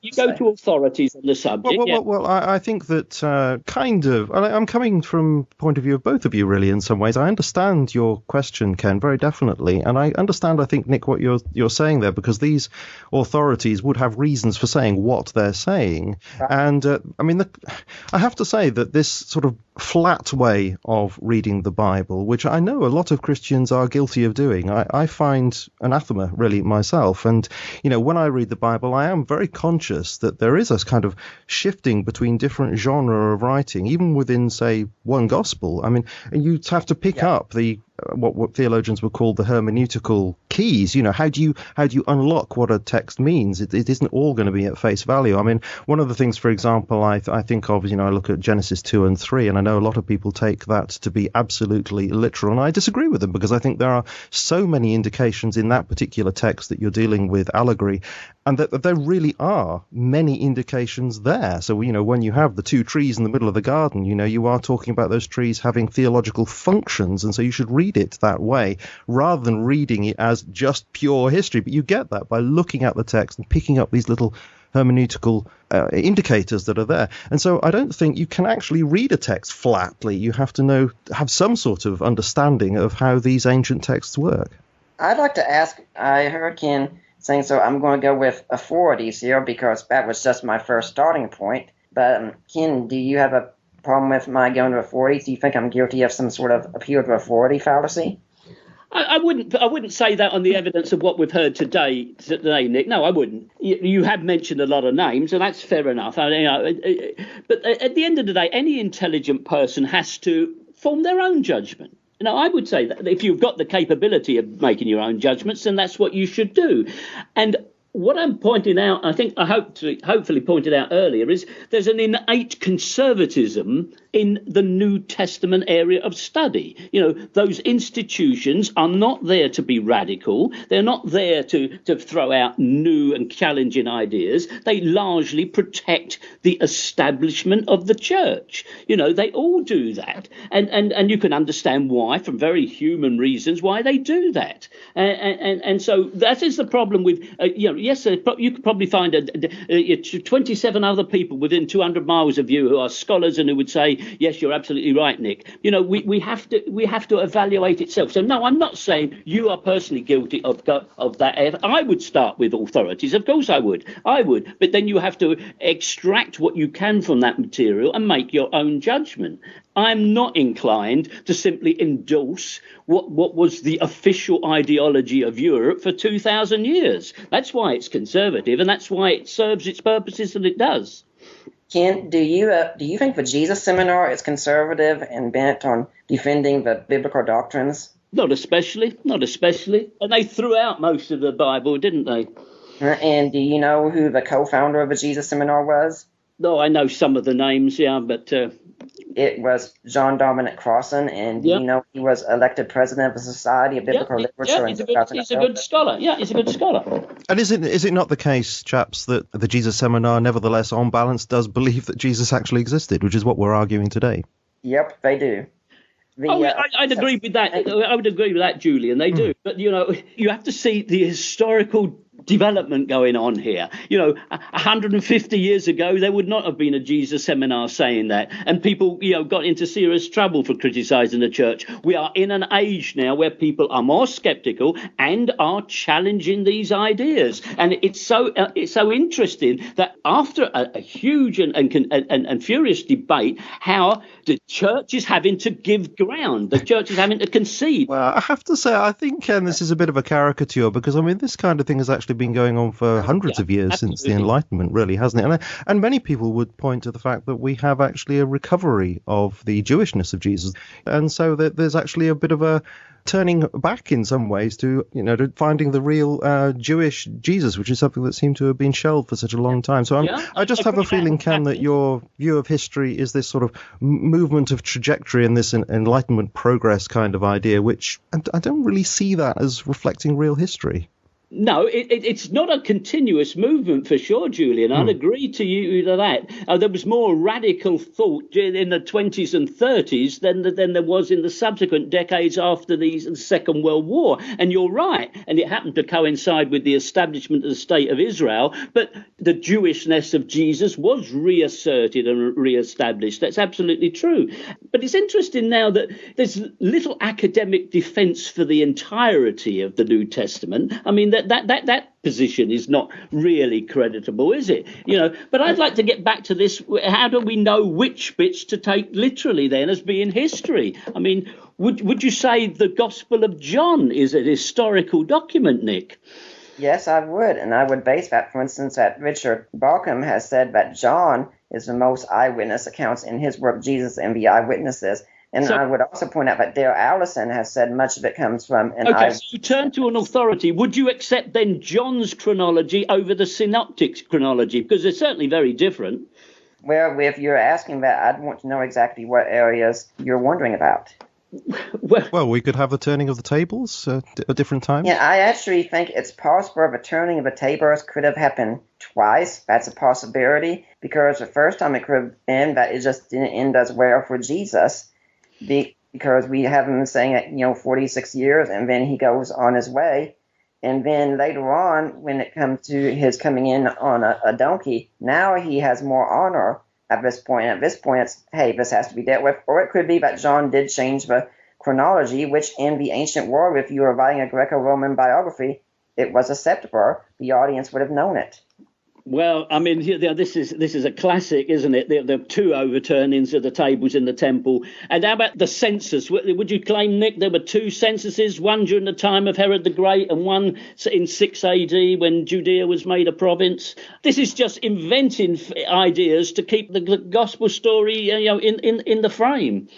Well, first off, the truth or falsity of a census doesn't really change the existence of Jesus. No, it doesn't. But it questions the doctrine. Please do let Nick finish this sentence. But I actually interviewed Ben Witherington on my show last December on this, who is also a leading New Testament scholar, and asked him, and he certainly goes into the Greek a lot more than I ever could, but he does indicate that the event could have taken place could have been the event described afterwards. In other words, Luke could have been writing about a census that was, in fact, one used as 6 AD and used a time frame in such a way that to tie the story of Joseph and Mary without changing the date of a census. And censuses in the ancient world took a long, long time to complete. I think there's even one account of a census that took 40 years to complete.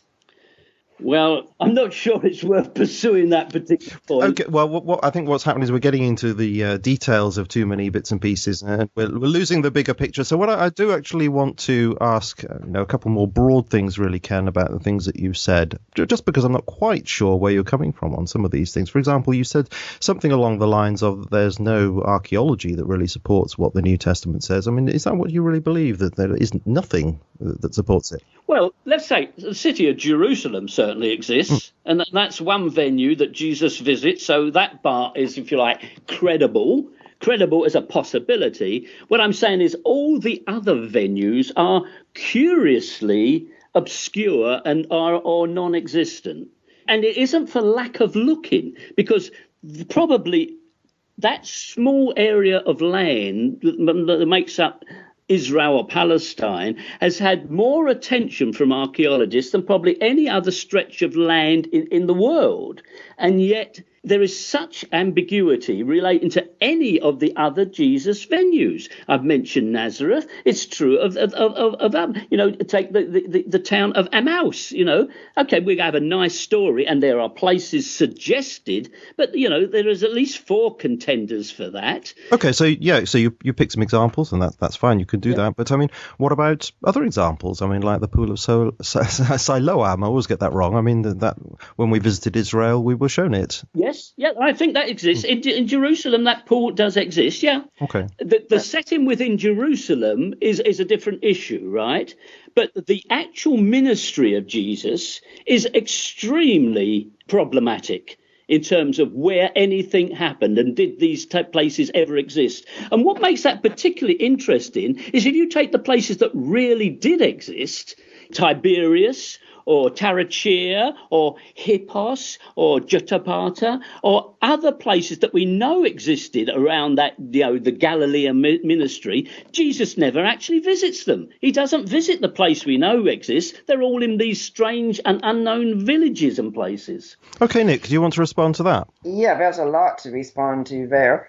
First off, let's keep in mind with the archaeological evidence of Jerusalem that Jerusalem has also had a habit of being destroyed a number of times. I mean, Josephus even says that you would have never known there was a town there after the Romans sacked it.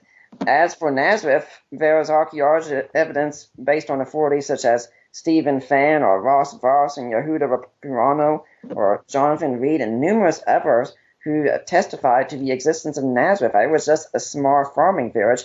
And Jesus certainly did go to some major cities such as Caesarea Philippi, and he went to Capernaum. Just say he didn't go to some city. Well, he didn't go to that city. There was no obligation that he has to go to every city. But what I would like to ask also along these lines, since I think this got into Josephus some, is, did Josephus exist? I have no doubt that Josephus existed, if you're asking me that question, yeah. Okay. Can you name me any contemporaries who mentioned Josephus? Any contemporaries that mention Josephus? Not off the top of my head. There aren't any. So based on your standards, since no contemporaries mention Josephus, shouldn't we be skeptical of his existence? But yet you say you have no doubt of his existence. Well, we have a very, very comprehensive and credible history book. In fact, we have 4 books at least from Josephus. So I think that's he's got a better claim to existence than a character written about in 4 versions of a story. That there are disagreements even within Josephus's writings of his life story. So it might be distorted.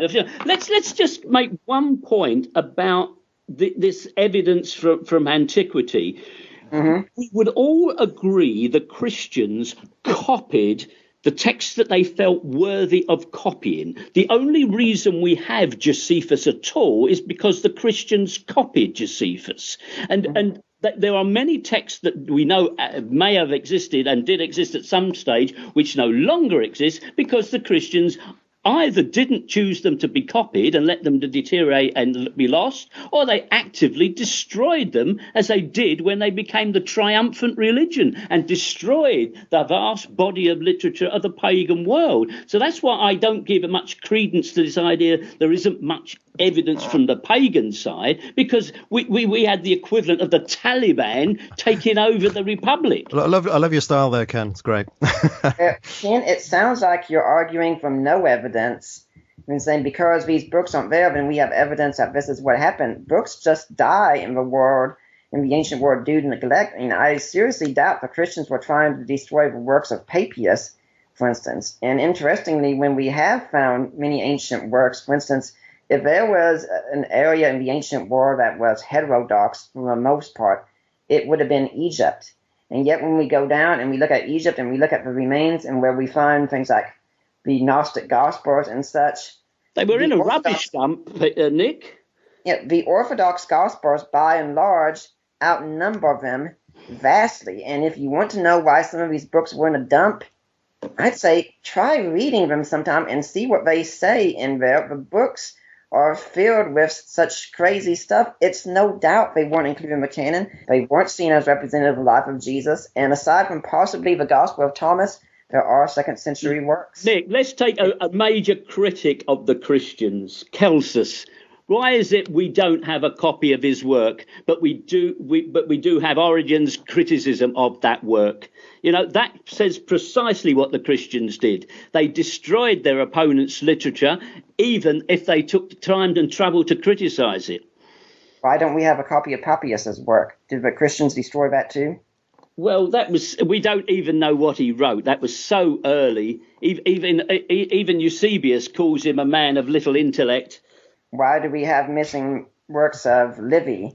I'm so sorry to interrupt, but I do think, again, we're going down one of these little cul-de-sacs, so I do want to just move things on before we have our final statements. And I wanted to come back. I suppose I'll ask this to you, Nick. One of the things that Ken said was that, you know, the Gospels are written in a foreign language. They're written in Greek, and yet Jesus would have spoken mostly in Aramaic, we understand. So doesn't that seem rather odd that they should have been written in a foreign language? Well, I suppose, you know, if you're wanting to go and reach people who speak Greek in the diaspora and such and reach most of the world, you might want to speak in the language they wrote in. I mean, for instance, if I'm going to be a missionary to Japan, which my wife has a great love of Japan, it's not going to help me too much if I write a book for them in German talking about Jesus. I need to write in the language they speak. You know, what Kim would need to show is that somehow a lot was lost in the transition of language because works did have to be translated many, many times. This would have been common in the ancient world. Just saying things were recorded in a different language, when by that standard, we couldn't have anything valid from the ancient world. Today, since few of us speak Latin in that way, for instance, well, no doubt many scholars do, but for the average layman, no. We speak in English, but yet when we pick up something like, say, if I'm reading the Annals of Tacitus in English, I don't really doubt I'm getting what Tacitus wrote. Now, could I get a richer understanding if I knew the language? Sure, but what I've got is sufficient. Well, I don't want to put words into Ken's mouth, but if these things are written in Greek, as indeed they are, wouldn't that suggest then that we're not dealing with the early followers of Jesus here writing these Gospels? We're dealing with, you know, later generations of people writing in a different language. And he also makes the point that, you know, AD 70 seems to be the early terminus for the writing of Mark's Gospel. Doesn't this seem rather late? No, it doesn't. In the Lost Word of Scripture, it's pointed out that we live in the time of the Gutenberg galaxy, where the best way to get information out is to write something down. In the ancient world, this wasn't so. For instance, I brought up Hannibal. The next earliest account we have of him is Polybius, 60 to 80 years later. And yet that's not a problem. We have biographies of Alexander the Great over 400 years later. This isn't a problem. It's only a problem to people who think with the Western mindset. And in fact, the evidence we have of Jesus, if we looked at just the 1 Corinthians 15 creed, for instance, this can be dated to within 5 years at the latest of the Jesus story. That is incredibly short. And as for the writings being in Greek, one thing we have to keep in mind, and this is something that Bart Ehrman does not really argue with much in his book Forged, is the work of E. Randolph Richards, again on his dissertation on Paul's use of secretaries. Everyone in the ancient world wrote with a secretary, and the secretary would put things in a style that would be more presentable. Sometimes Paul could have just gone to a secretary and said, hey, this is the kind of thing I want to say. Can you write this out? And then he'd the secretary would bring it, Paul would look up and say, "Oh, that sounds good," and then sign his John Hancock at the end of it.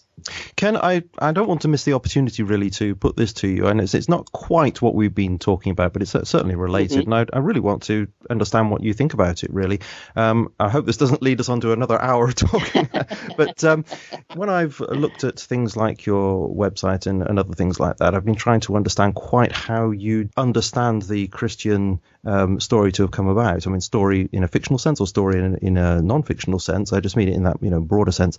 And I get the idea that, and maybe you believe this too, that Paul may have believed in a mystical cosmic Christ, and then that idea became kind of concretized later on so that a false history of Jesus was written. Is that how you understand this to have come about? I'd leave out the reference to Paul personally, though that's a big issue that we could discuss on another occasion, Julian. But I do believe the idea began with the thought that God would not abandon his people, right? And therefore God has to somehow interface, as we might say today. He has to communicate his message in the material world, and I think that conviction that he would do that was present, and the original story was one of a deity sacrificed somewhere in the heavens, which brought about the end of the age.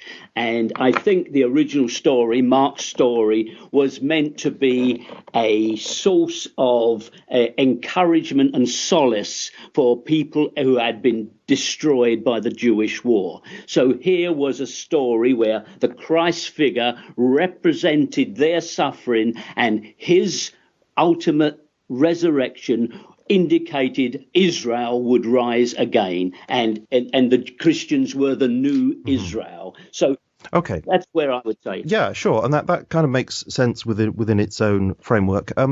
But what kind of textual evidence would you have to back that up? Okay, well, let me at that point refer you to my latest book, which actually gives quite a reasonable summary of how those that story coalesced and became, as you put it, more concretized with time. I think at first it was told as allegory, and subsequently it was taken literally, and so, after going through a period in which it was both literal and allegorical, it then became the literal truth. I think that's what happened. But how would you back that up with, which texts would you go to see this process happening? I think you find it in a number of the Jewish texts. As we speak, I'm referring to my own book here to give you a sort of list. But sure.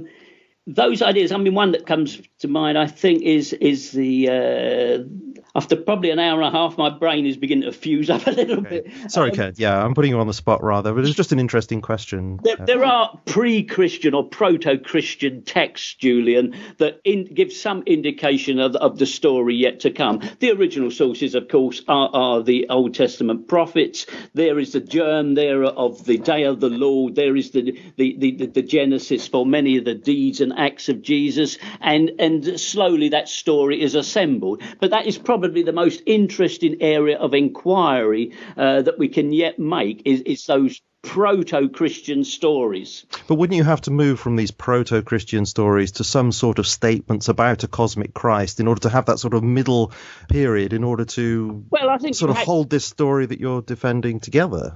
I'm not sure. I don't believe Mark was himself writing a story that was meant to be read literally. I think it was probably acted out as a drama. I think Mark was writing an allegory that was actually made more literal by Matthew. I think it's between those two Gospels that change occurs. Wow, that is remarkable, because I mean, reading it doesn't strike me that way at all, to be quite honest. And I know that's a traditional way of reading it, but that seems to make more sense of it than reading it as a large allegory. I mean, it doesn't seem to comport with other allegories, for example. What I mentioned, Genesis 2 and 3. Seeing it as drama, Julian. If you could interpret Mark as drama. Yes, but what's the warrant for reading it as drama? Can I jump in here? No.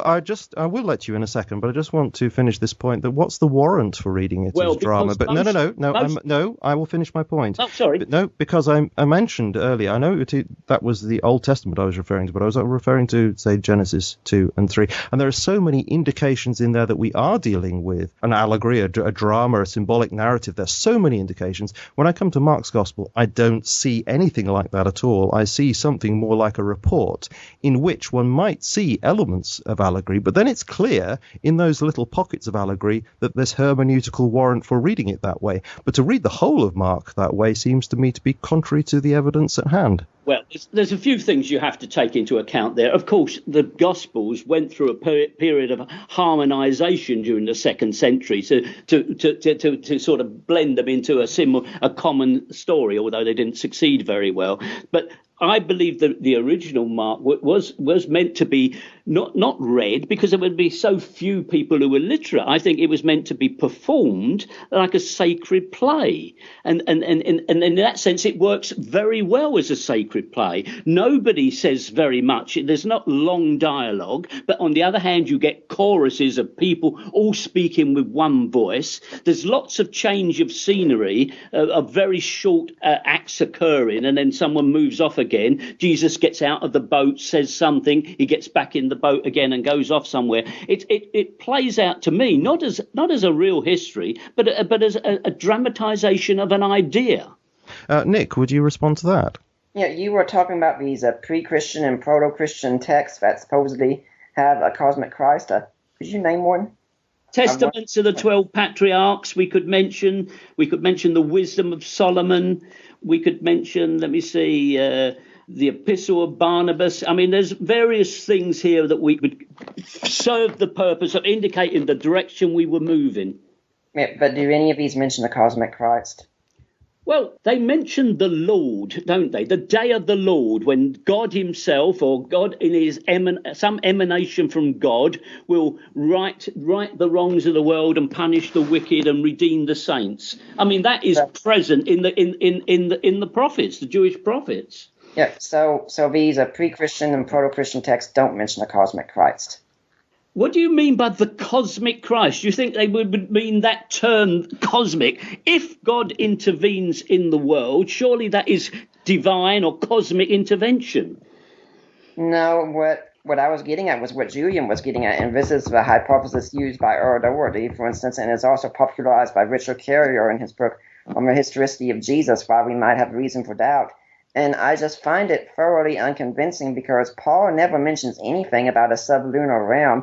And in fact, he places everything within the place and time of history, even naming eyewitnesses of the resurrection, or what he thinks is the resurrection, and naming Jesus's brothers, at least one of them specifically by name. So this is... Well, Nick, I have to jump in there because actually Ken has not talked about Paul. He's talked about these other texts. And is it right, Ken, that these texts you've been referring to date prior to the writing of Mark's Gospel?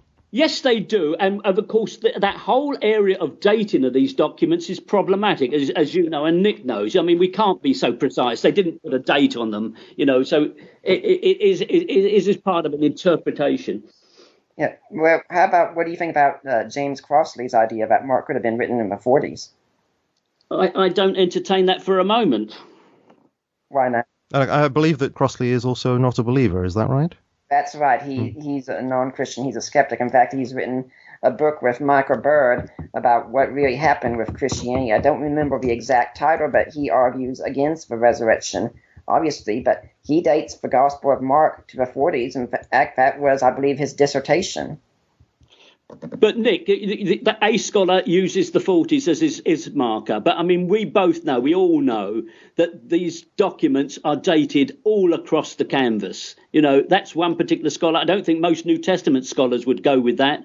I certainly don't. And we could quote people saying all kinds of different things on that. I do believe that you needed a big event to prompt the creation of this literature. And that big event was the Jewish war that led to the destruction of Jerusalem. That's what left the Jewish people distraught. And that was the circumstances in which some salvation had to be found somewhere. Hence the Gospel of Mark. But the Pauline epistles predate the Gospels, and they tie in with what was said.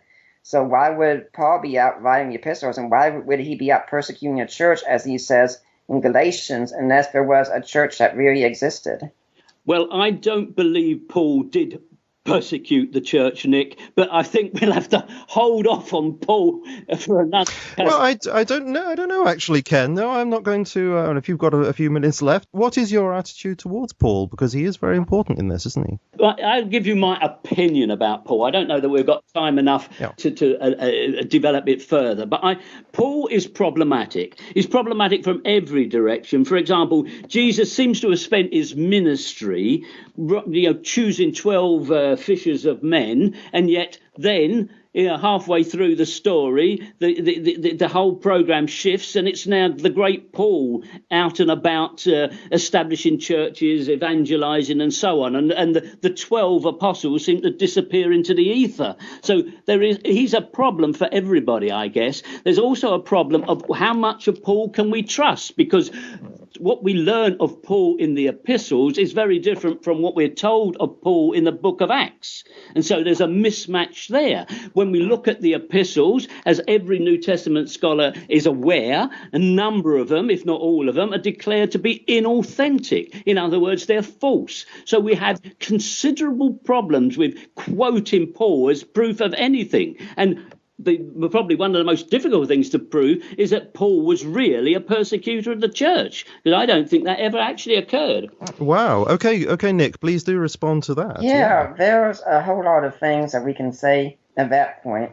Now, for instance, you say that you don't think that Paul was really telling the truth, as it were, because that's what he claims in Galatians. Under Galatians, he's lying to a church that has reason to be suspicious of his authority. Why would he recount them something that they could know was false, unless maybe he really actually was telling the truth? And why would he make up being a persecutor of the church? That wouldn't help gain him credibility, especially in an ancient Greco-Roman world where your personality was seen as static. I mean, you say Paul is a problem for everyone, but this really isn't the truth. Critics love Paul. He's the darling. And finally, also, you say that some of the epistles are forgeries. Well, maybe they are, but all the facts that I mentioned about the historical Jesus that I get from Paul, they come from epistles, the 7 that are accepted as universally Pauline. And do you know what those 7 epistles are? Yeah.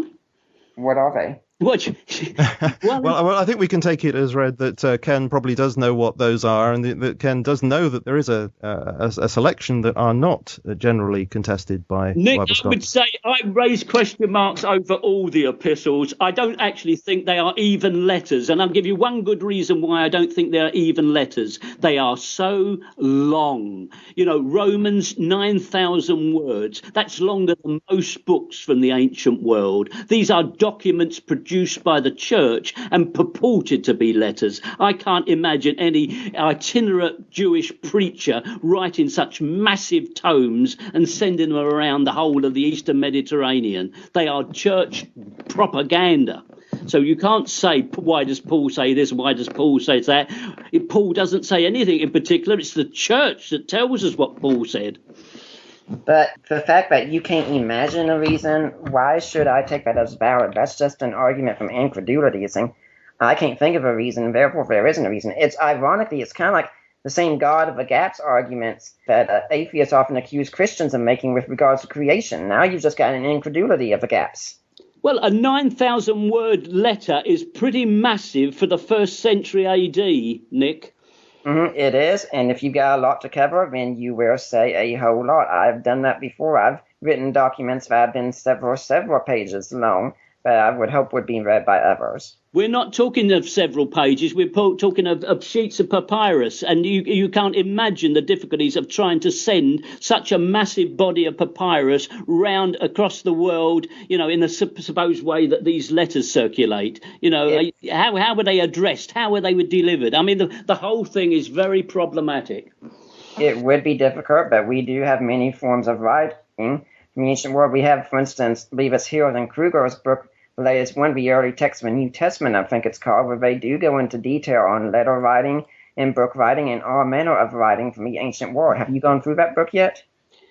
I didn't catch the title of the book, Nick, but you're missing the point. We have a lot of letters from the ancient world, and many of them are far, far shorter than Paul's epistles. So there's something odd here. How could this itinerant preacher write such long documents? That's why many scholars reach the conclusion they are composite documents. They are a number of smaller texts stitched together to make the letters we now have.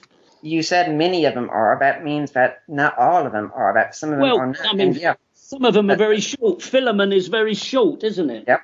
First Thessalonians is very short. Philippians is short, but others are longer. Romans is written to a church Paul has never been to, and he needs to establish himself more. In First Corinthians, I follow the route of Ken Bailey in his book Paul Through Mediterranean Eyes, but First Corinthians was meant to be a cyclical, which would go around to all the churches, so it would need to cover a whole lot more. And let's face it, the Corinthian church was really messed up, if the account's accurate, and it sure needed a whole lot. Well, I think, guys, we're going to go round and round and round in circles with that one, as indeed we can do with many of these questions, which is why it's so fascinating. We will go to the final statements because we've been a long time on this, but it's been a very fascinating exchange that we've been having there. So may I invite you then, Ken, to do your last 5 minutes, and you can start now. Okay. To conclude, to somehow wrap this up into a digestible 5 minutes, I don't expect to convince devout Christians of something that they would find utterly painful. I mean, that is the problem. I was recently asked to speak at a local group, and a week or two later, I was asked, well, we have one or two elderly people come in. They've had bereavements in the family. I don't think they could handle this topic right now. So I understand the sensitivity of the subject. You know, many people think they're going to rejoin their loved ones in heaven. Well, good luck to them if they think that. I wouldn't necessarily want to disabuse them if they want to stay with that. I have a fidelity to historical truth, because I think the institution of the church has a very bloody and criminal history. And that is true from its beginning until even our own age, when every day we hear about church abuse, the church behaviour towards their practitioners, and so on. It's a very sad and dark story, and that's what motivates me as much as anything else, to try and bring this truth of historical truth to people's eyes.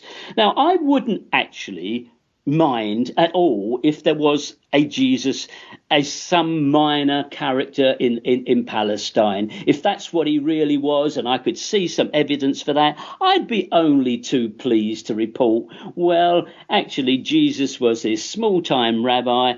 He didn't live in Capernaum or Nazareth. He lived in Caesarea. He didn't actually perform any miracles. He was perhaps a local conjurer. One day he upset somebody, and they arranged for Pontius Pilate to crucify him. If that were the true story, I'd be happy to report it, or any variation on the theme.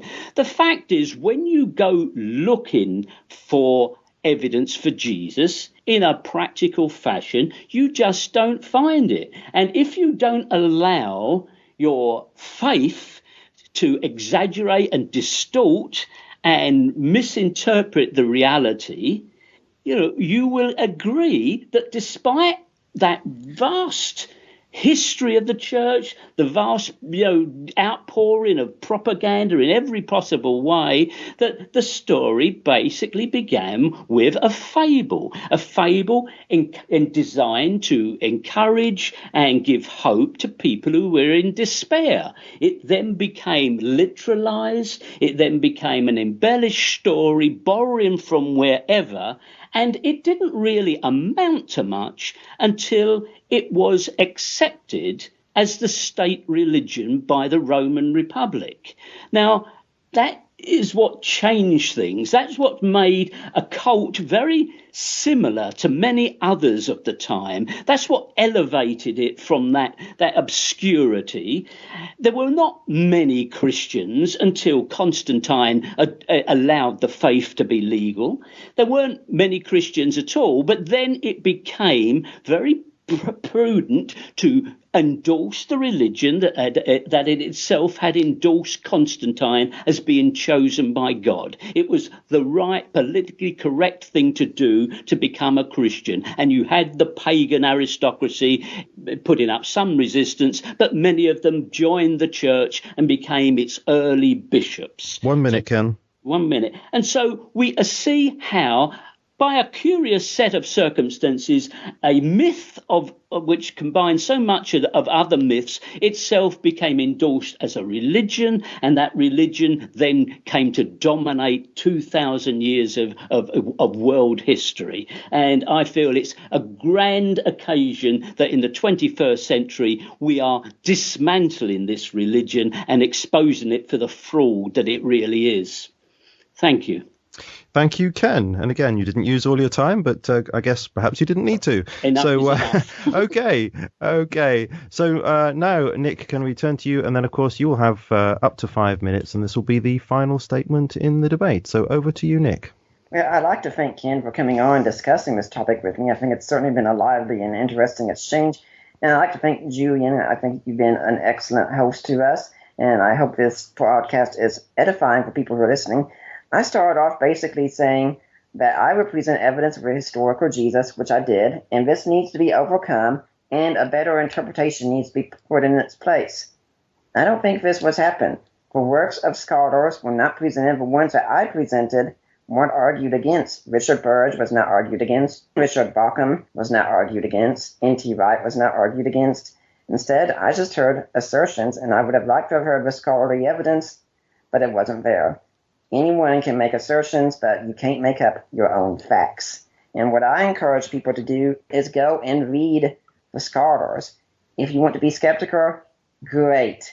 In fact, please do be skeptical. I want you to bring Christianity the toughest questions that you find, because I am convinced that in the end, Christianity will stand up. And if you look at the evidence, you will find there is a historical Jesus at the core. And this is a Jesus that must be dealt with. In our day and age, Jesus is probably the most popular figure that there is. Everyone wants to do something with Jesus. And so in the end, I think the main question we all have to ask is, what are we going to do with Jesus? And that comes about only after we do the study and the work. If we seek him, I'm convinced we will find him. But we have to be really seeking him. We can find a Jesus there, but are we encountering Jesus who really walked on this earth 2,000 years ago, or are we encountering a Jesus that would be highly liberal by many of our standards? I contend that the Jesus that walked is the one that the New Testament really talked about, and in fact the one that died and rose again. While that certainly is a topic for another debate, I do contend that yes, that happened, and that Jesus is indeed the king of this world right now. And while there are many things that Christians have done in history that are shameful, and we should all look back on with regret, there are many things that have been done that have been excellent. The life of Jesus has been a life of encouragement and blessing and change to many who have encountered it. He has caused our ethics to change forevermore. He has been the subject of so much art. How much beautiful music has been composed in the name of Jesus? While this doesn't argue necessarily for historicity, it shows Jesus is not an easy figure to dismiss. And I think the Memphis position is just doing just that, trying to just dismiss it without really using the work of leading scholars. And if you go and you read the works of leading scholars, Christian, atheist, liberal, conservative, I don't care. You will find that aside from a few on the fringe, that the scholars just do not agree. And these are often ones who would love to attack Christianity and would love to demonstrate its falsity. And yet they have to say at the end, there was a historical Jesus. Why is it? Because the data is very pure and simple. I encourage people, look online, find things that are good and helpful. My blog has several resources at Deeper Waters. But at the same time, go to your libraries, please. Get books. Do the research. Do the hard research. It's difficult at times. It's not a lot of fun. Sometimes there are times you would rather be doing other things. But research is worth it. And even if you don't come to the conclusion that I've come to, I would be pleased to know that you've at least done research, and we can come and we can discuss the research together and discuss the data and discuss what the truth is. Again, 4 minutes. I thank everyone here for letting me come on. It's been a joy and a privilege to get to defend this, and I encourage people to come and find me at Deeper Waters. We can continue talking about this, but I especially encourage you, try and find the historical Jesus. He's there and he's waiting.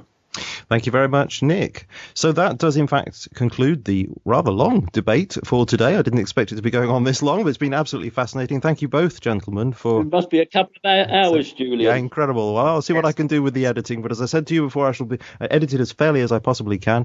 Thank you both for your contributions to this programme, for your hard work in defending your respective positions.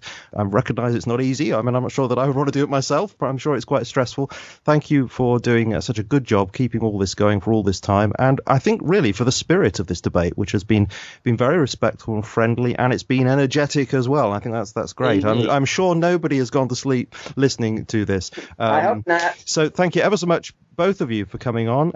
So I just want to ask just a couple of questions then. Nick, you mentioned your podcast and your website. Could you actually spell out the address of that so that people can find you? DEEPERWATERS.WORDPRESS.com. And if you go there, you will find a link to all the past episodes of the podcast and a link to our iTunes feed. Excellent. And Ken, could you also direct people to your website as well? Indeed, I can. But let me first thank you, Julian, for being such an excellent host, and thank Nick. Nick, it's been a delight to discuss this with you. I'm sure we could discuss it on future occasions with joy. Yes, well, my website is very easy to find, and I won't need to spell it out because it is JesusNeverExisted.com. If you go to that website, you'll also find a link to my YouTube channel for people who prefer to watch rather than read, and that is of the similar name, Jesus Never Existed. And the answers are there. So if you do the research as Nick suggests, yes, I think you will find it very satisfying. So thank you. It's an absolute pleasure to have had both of you on. And you say the answers are there. Well, I'm going to borrow something from your website, Ken, where you say, welcome to enlightenment. And so I'm going to say to both of you that I hope that you both will continue to be enlightened, because we'll have different views as to what that might mean. But I certainly wish that of all of us, that we should be enlightened. And so it just remains for me to say thank you again, Nick and Ken, for coming on the show. It's been wonderful to have you on, and I wish you both well. Thank you.